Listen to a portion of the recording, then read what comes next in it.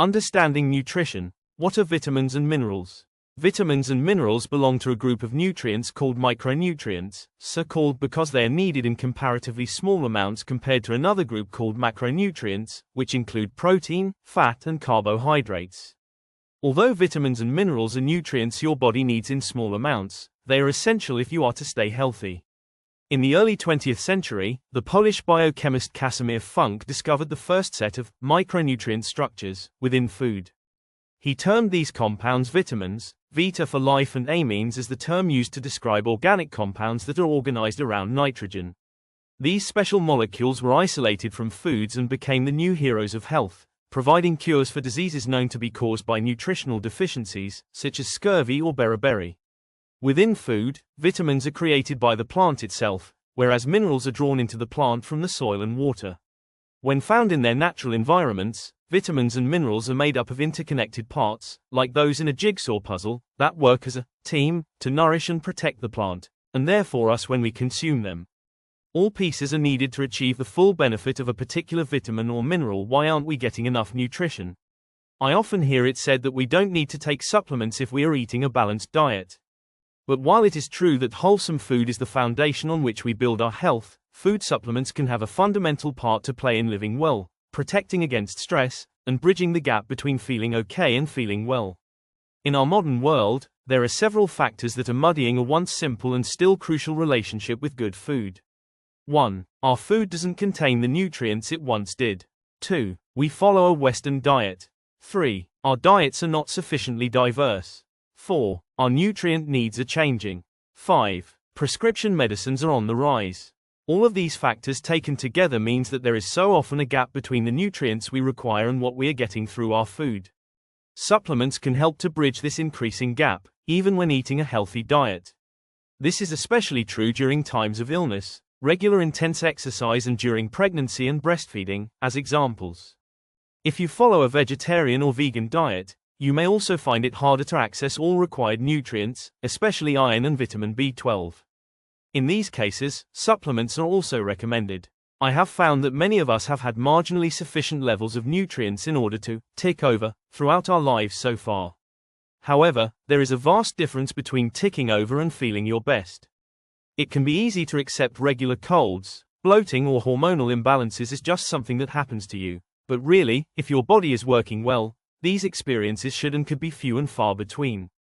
So, for many of us, supplements can play a functional role in our everyday well-being, helping us to feel well in our daily lives, along with preventing or reducing our chances of developing longer-term, more chronic conditions. However, not all supplements are the same, and with so many on the market, it can be hard to know which are right for you. To complicate matters further, nutrients are manufactured differently. Broadly, these different approaches fall into two categories: the natural way or the highly processed way.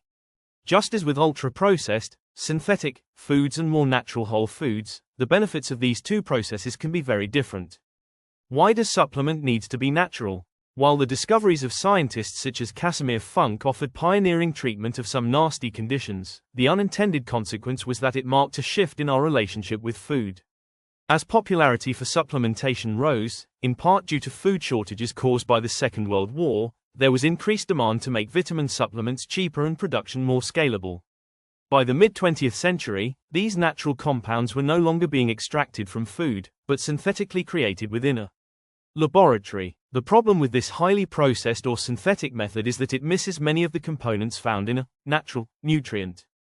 As a result, the nutrients it creates bear little resemblance to the structure of a nutrient as we would find it in food. It also strips out many of the other components, or pieces of the jigsaw puzzle, that help us absorb the nutritional benefits. This is why prominent researchers have continually championed for nutrients to be found in their natural form in order to be most effective. Dr. Albert St. Georgi, who was awarded the Nobel Prize for the extraction of vitamin C from paprika, stated, "When I had crystalline ascorbic acid, we tried it on patients with scurvy, expecting a strong action. It did nothing. In other words, despite scurvy being the result of vitamin C deficiency, and ascorbic acid being chemically the same as vitamin C, the isolated nutrient did not provide the same result, regardless of increasing the dose. The best way for humans to obtain vitamin C, therefore, is through diet, and plant foods represent the best primary source. What are highly processed or synthetic nutrients? Both vitamins and minerals can be manufactured synthetically to recreate the chemical structure of any given vitamin or mineral found in food.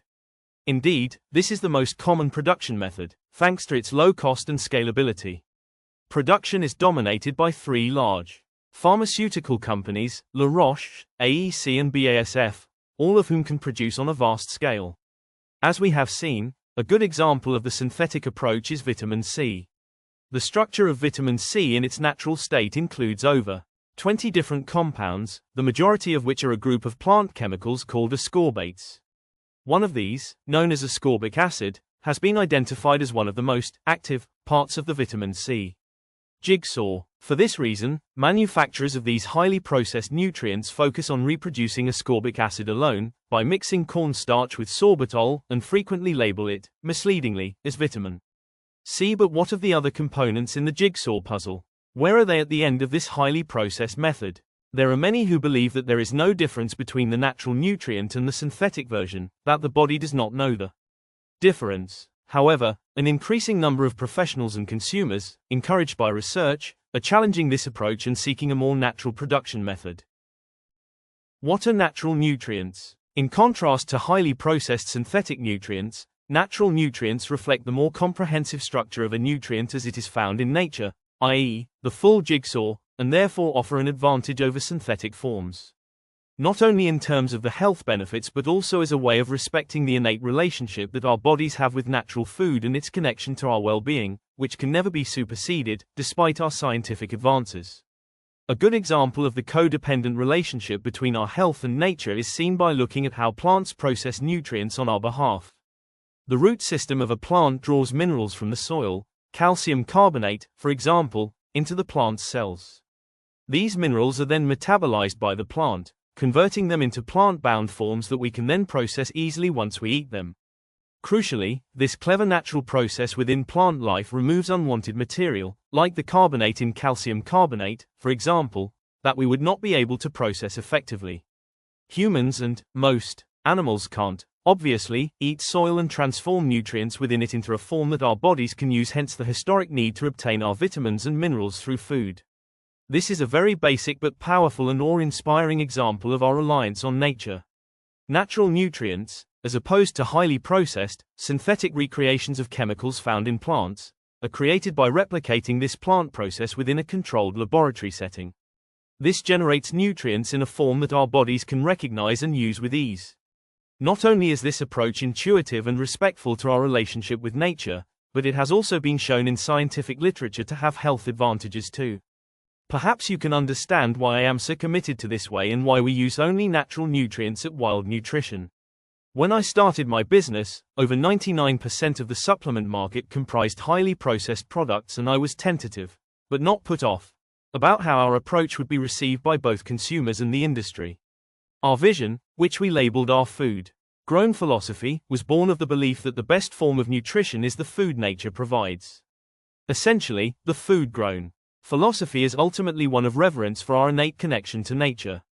To our surprise, the message we wanted to deliver about the value of natural nutrients seemed to make immediate intuitive sense to many, and increasingly so. I suppose it's not that much more challenging to understand than the fact that ultra-processed foods and ready meals have a different health value to whole foods.